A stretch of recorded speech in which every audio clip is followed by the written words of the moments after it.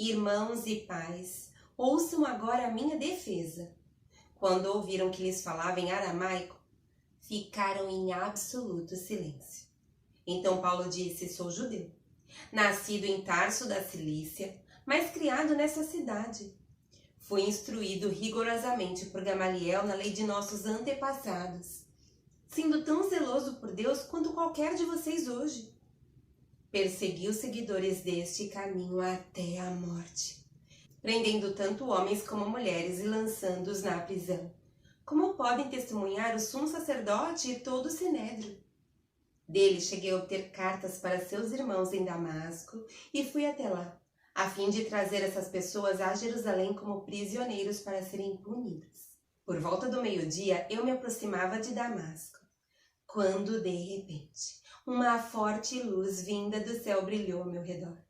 Caí por terra e ouvi uma voz que me dizia: Saulo, Saulo, por que você está me perseguindo? Então perguntei: quem és tu, Senhor? E ele respondeu: eu sou Jesus, o Nazareno, a quem você persegue. Os que me acompanhavam viram a luz, mas não entenderam a voz daquele que falava comigo. Assim perguntei: que devo fazer, Senhor? Disse o Senhor: levante-se, entre em Damasco, onde lhe será dito tudo o que você deve fazer.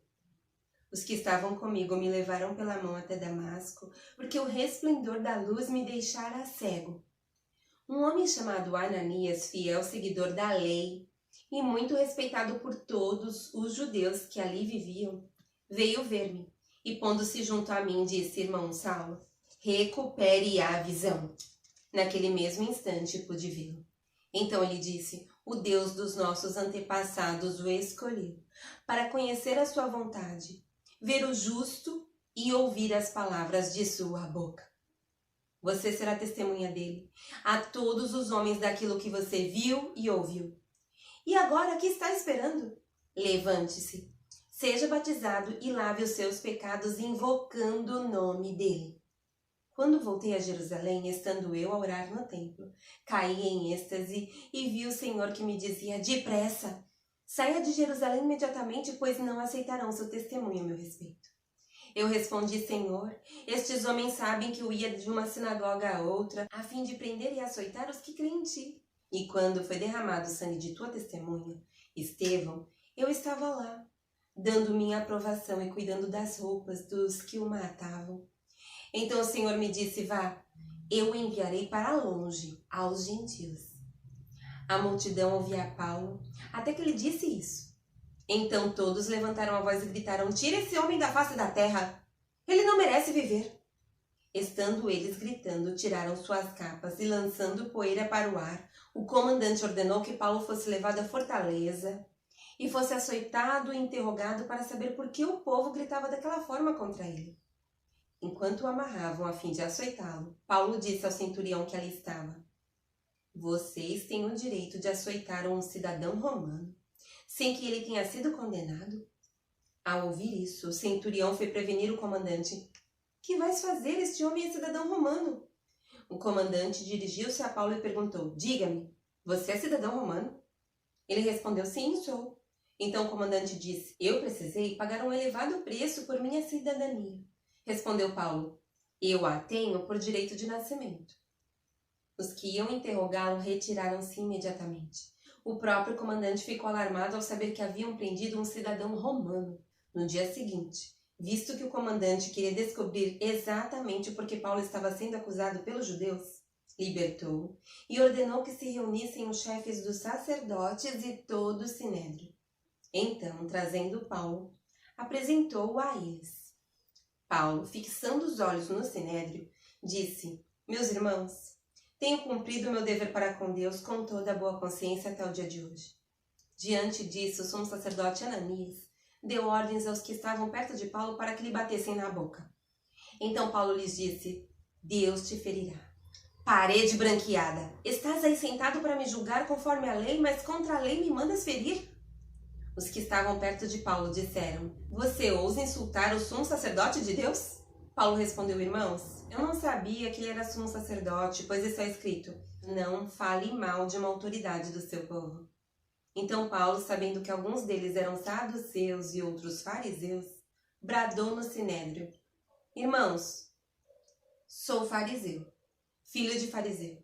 Estou sendo julgado por causa da minha esperança na ressurreição dos mortos. Dizendo isso, surgiu uma violenta discussão entre os fariseus e os saduceus, e a assembleia ficou dividida. Os saduceus dizem que não há ressurreição, nem anjos, nem espíritos, mas os fariseus admitem todas essas coisas. Houve um grande alvoroço, e alguns dos mestres da lei que eram fariseus se levantaram e começaram a discutir intensamente, dizendo: Não encontramos nada de errado nesse homem. Quem sabe se algum espírito ou anjo falou com ele? A discussão tornou-se tão violenta que o comandante teve medo que Paulo fosse despedaçado por eles. Então ordenou que as tropas descessem e o retirassem à força do meio deles, levando-o para a fortaleza. Na noite seguinte, o Senhor, pondo-se ao lado dele, disse: Coragem! Assim como você testemunhou a meu respeito em Jerusalém, deverá testemunhar também em Roma. Na manhã seguinte, os judeus tramaram uma conspiração e juraram solenemente que não comeriam nem beberiam enquanto não matassem Paulo. Mais de 40 homens estavam envolvidos nessa conspiração. E dirigindo-se aos chefes dos sacerdotes e aos líderes dos judeus, disseram: Juramos solenemente, sob maldição, que não comeremos nada enquanto não matarmos Paulo. Agora, portanto, vocês e o sinédrio peçam ao comandante que o faça comparecer diante de vocês, com o pretexto de obter informações mais exatas sobre o seu caso. Estaremos prontos para matá-lo antes que ele chegue aqui. Entretanto, o sobrinho de Paulo, filho de sua irmã, teve conhecimento dessa conspiração, foi à fortaleza e contou tudo a Paulo, que, chamando um dos centuriões, disse: Leve este rapaz ao comandante, ele tem algo para dizer. Assim ele o levou ao comandante. Então disse o centurião: Paulo, o prisioneiro, chamou-me, pediu que te trouxesse este rapaz, pois ele tem algo para te falar. O comandante tomou o rapaz pela mão, levou-o à parte e perguntou: O que você tem para me dizer? Ele respondeu: Os judeus planejaram pedir-te que apresentes Paulo ao sinédrio amanhã, sob pretexto de buscar informações mais exatas a respeito dele. Não te deixes convencer, pois mais de 40 deles estão preparando uma emboscada contra Paulo. Eles juraram solenemente não comer nem beber, enquanto não matarem. Estão preparados agora, esperando que prometas atender-lhes o pedido. O comandante despediu o rapaz e recomendou-lhe: Não diga a ninguém que você me contou isso. Então ele chamou 2 de seus centuriões e ordenou-lhes: Preparem um destacamento de 200 soldados, 70 cavaleiros e 200 lanceiros, a fim de irem para Cesareia esta noite às 9 horas. Providenciem montarias para Paulo e levem-no em segurança ao governador Félix. O comandante escreveu uma carta nesses termos: Cláudio Lísias, ao excelentíssimo governador Félix, saudações.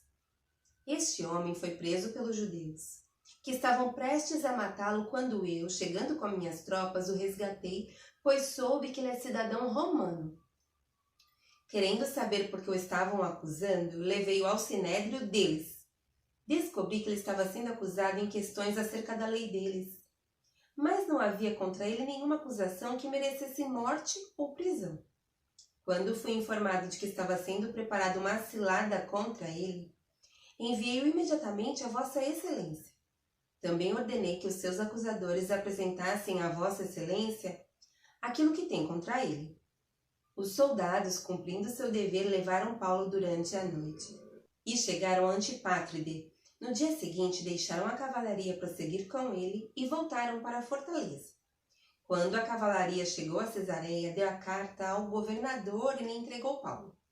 O governador leu a carta e perguntou de que província era ele. Informado de que era da Cilícia, disse: Ouvirei seu caso quando seus acusadores chegarem aqui. Então ordenou que Paulo fosse mantido sob custódia no palácio de Herodes. 5 dias depois, o sumo sacerdote Ananias desceu a Cesareia com alguns dos líderes dos judeus e um advogado chamado Tértulo, os quais apresentaram ao governador suas acusações contra Paulo. Quando Paulo foi chamado, Tértulo apresentou sua causa a Félix. Temos desfrutado de um longo período de paz durante o teu governo, e o teu providente cuidado resultou em reforma nesta nação, em tudo e em toda a parte, excelentíssimo Félix. Reconhecemos estes benefícios com profunda gratidão. Todavia, a fim de não tomar-te mais tempo, peço-te o favor de ouvir-nos apenas por um pouco. Verificamos que este homem é um perturbador que promove tumulto entre os judeus pelo mundo todo. Ele é o principal cabeça da seita dos Nazarenos e tentou até mesmo profanar o templo. Então o prendemos e quisemos julgá-lo segundo a nossa lei. Mas o comandante Lísias interveio e com muita força o arrebatou de nossas mãos e ordenou que os seus acusadores se apresentassem. Se tu mesmo o interrogares, poderás verificar a verdade a respeito de todas essas acusações que estamos fazendo contra ele. Os judeus confirmaram a acusação, garantindo que as afirmações eram verdadeiras. Quando o governador lhe deu sinal para que falasse, Paulo declarou: sei que há muitos anos tem sido juiz dessa nação. Por isso, de bom grado, faço minha defesa. Facilmente poderás verificar que há menos de 12 dias subi a Jerusalém para adorar a Deus. Meus acusadores não me encontraram discutindo com ninguém no templo, nem incitando uma multidão nas sinagogas ou em qualquer outro lugar da cidade. Nem tampouco podem provar-te as acusações que agora estão levantando contra mim. Confesso-te, porém, que adoro o Deus dos nossos antepassados. Como seguidor do caminho, a que chamam seita, creio em tudo que concorda com a lei e no que está escrito nos profetas, e tenho em Deus a mesma esperança desses homens, de que haverá ressurreição tanto de justos como de injustos. Por isso procuro sempre conservar minha consciência limpa diante de Deus e dos homens. Depois de estar ausente por vários anos, vim a Jerusalém para trazer esmolas ao meu povo e apresentar ofertas. Enquanto fazia isso, já cerimonialmente puro, encontraram-me no templo sem envolver-me em nenhum ajuntamento ou tumulto. Mas há alguns judeus da província da Ásia que deveriam estar aqui diante de ti e apresentar acusações. Se é que tem algo contra mim, ou os que aqui se acham deveriam declarar que crime encontraram em mim quando fui levado perante o Sinédrio. A não ser que tenha sido este. Quando me apresentei a eles, bradei por causa da ressurreição dos mortos. Estou sendo julgado hoje diante de vocês. Então Félix, que tinha um bom conhecimento do caminho, adiou a causa e disse: quando chegar o comandante Lísias, decidirei o caso de vocês. E ordenou ao centurião que mantivesse Paulo sob custódia, mas que lhe desse certa liberdade e permitisse que os seus amigos o servissem. Vários dias depois, Félix veio com Drúzila, sua mulher, que era judia, mandou chamar Paulo e ouviu falar sobre a fé em Cristo Jesus. Quando Paulo se pôs a discorrer acerca da justiça, do domínio próprio e do juízo vindouro, Félix teve medo e disse: basta por enquanto. Pode sair. Quando achar conveniente, mandarei chamá-lo de novo. Ao mesmo tempo, esperava que Paulo lhe oferecesse algum dinheiro, pelo que mandava buscá-lo frequentemente e conversava com ele. Passados 2 anos, Félix foi sucedido por Pórcio Festo. Todavia, porque desejava manter a simpatia dos judeus, Félix deixou Paulo na prisão.